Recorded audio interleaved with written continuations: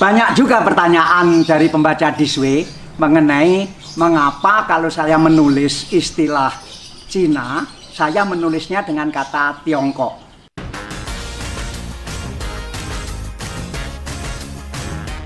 Kalau menyangkut orang, saya tidak menulis orang Cina, tetapi orang Tionghoa. Mengapa?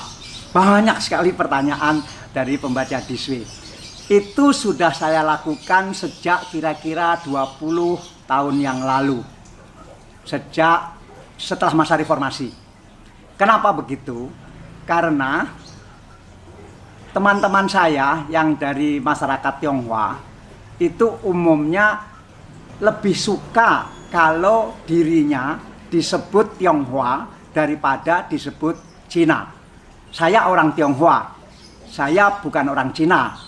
Mereka juga tahu sebetulnya sama saja itu, tidak ada bedanya.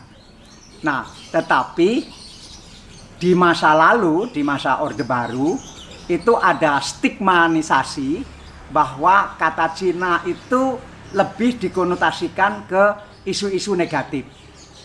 Karena itu, masyarakat Tionghoa menginginkan bahwa sebutan untuk mereka adalah bukan orang Cina lagi, tapi orang Tionghoa. Tentu tidak semua orang Tionghoa begitu. Ada juga, aku nggak apa-apa disebut Cina. Memang aku Cina kok, begitu. Banyak juga yang begitu. Tapi mayoritas perasaan mereka itu lebih seneng dipanggil sebagai orang Tionghoa daripada orang Cina. Karena itu tadi, dulunya ada stigma yang dikaitkan dengan masalah-masalah negatif. Nah, saya bagaimana? Tentu saya bisa saja menulis tetap Cina, tetapi saya juga bisa menulis Tionghoa. Akhirnya saya pertimbangkan seperti ini. Saya ini orang dari pesantren.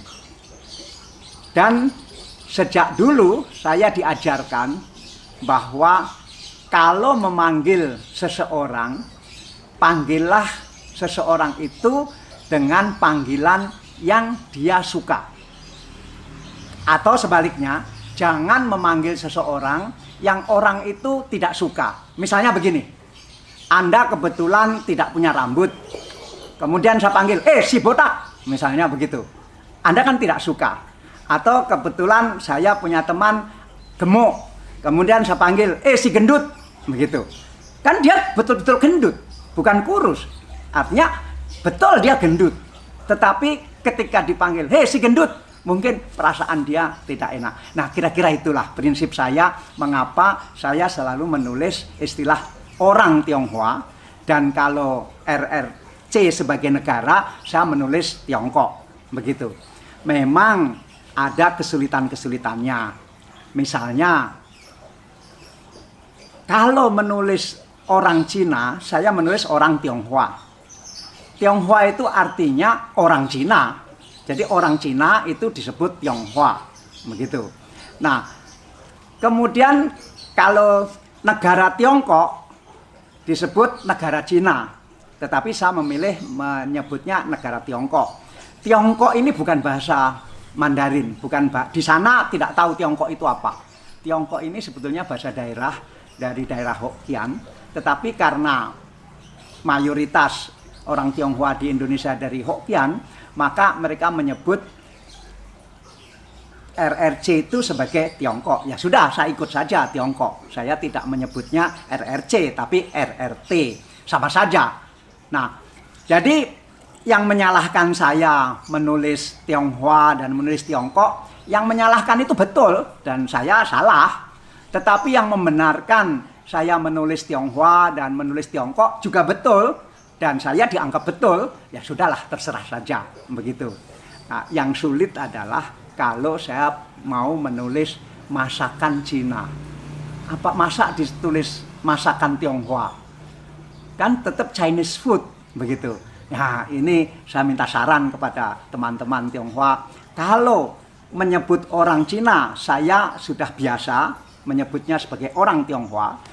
Kalau menyebut RRC, saya sudah biasa menyebutnya dengan Tiongkok. Saya juga sudah lebih nyaman juga. Tetapi kalau mau menyebut masakan Cina, ini saya harus menyebut masakan Tionghoa atau masakan Tiongkok atau masakan Cina? Nah, ini saya belum ambil keputusan. Nah, mengapa saya sangat toleran seperti itu?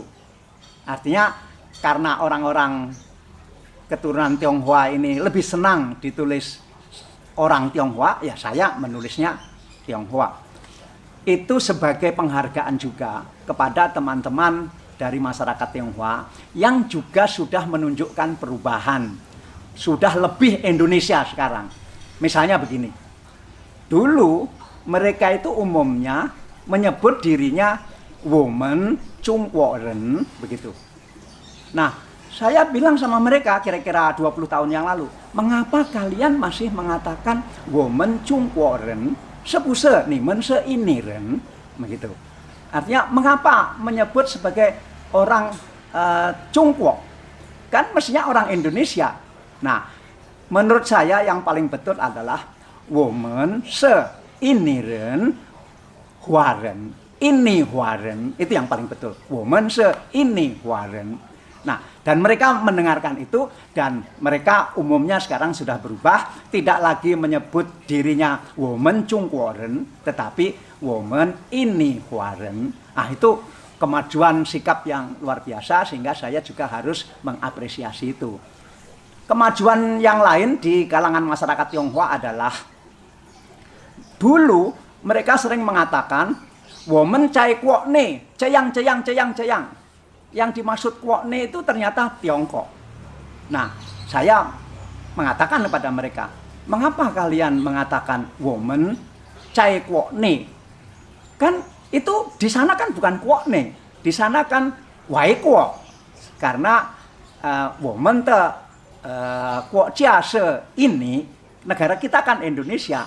Nah, dan mereka juga sudah berubah. Sekarang tidak lagi mengatakan woman cai kwok ne napien, bukan begitu lagi, tetapi woman cai Chungkwo, ceyang. Nah, itu betul begitu. Jadi masyarakat Tionghoa juga berubah, saya senang sekali, lebih Indonesia. Saya juga berubah memahami perasaan masyarakat Tionghoa, meskipun tidak semuanya, dengan cara saya memanggil mereka Tionghoa bukan Cina, dan menyebut Tiongkok bukan RRC. Tetapi sebetulnya semua itu sama saja. Suatu saat ini akan terjadi pembaruan yang akhirnya itu tidak akan menjadi persoalan lagi. Ya, begitu jawaban saya dan mudah-mudahan tidak ada lagi pertanyaan tentang itu. Terima kasih.